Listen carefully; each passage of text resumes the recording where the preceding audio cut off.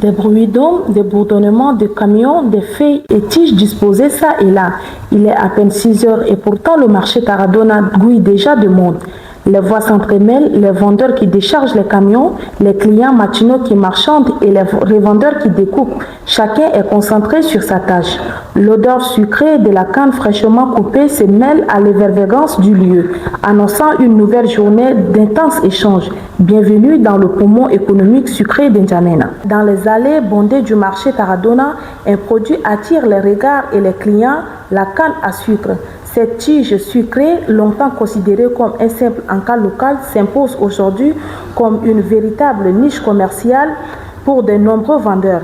Ici, la canne à sucre n'est pas seulement consommée, elle se vend, se découpe, se négocie et surtout elle rapporte.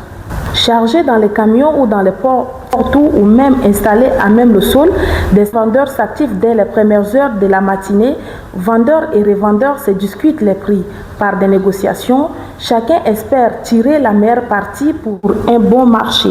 La demande est constante surtout pendant ces périodes d'abondance. Derrière chaque tige vendue à Taradona se cache toute une chaîne.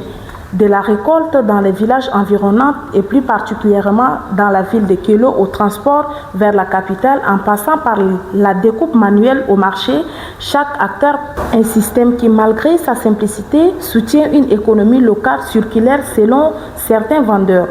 La canne à sucre coûte un peu cher. Le prix varie de 7 000 à 8 000 francs.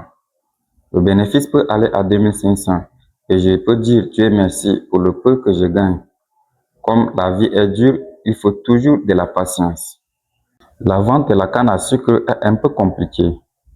Certains jours, tu n'arrives pas à tout vendre ce que tu achètes le matin avec les grossistes. Des fois, tu fais des bons bénéfices, mais parfois, c'est un peu compliqué. Plus qu'un produit agricole, la canne à sucre très riche en eau et glucides est comme un snack de rue. Elle garde sa place dans le quotidien tchadien. Sa vente accessible sans grand investissement constitue pour beaucoup une porte d'entrée vers l'autonomie financière. Cette tige sucrée n'est pas un simple plaisir gustatif, mais un levier économique s'il est bien valorisé.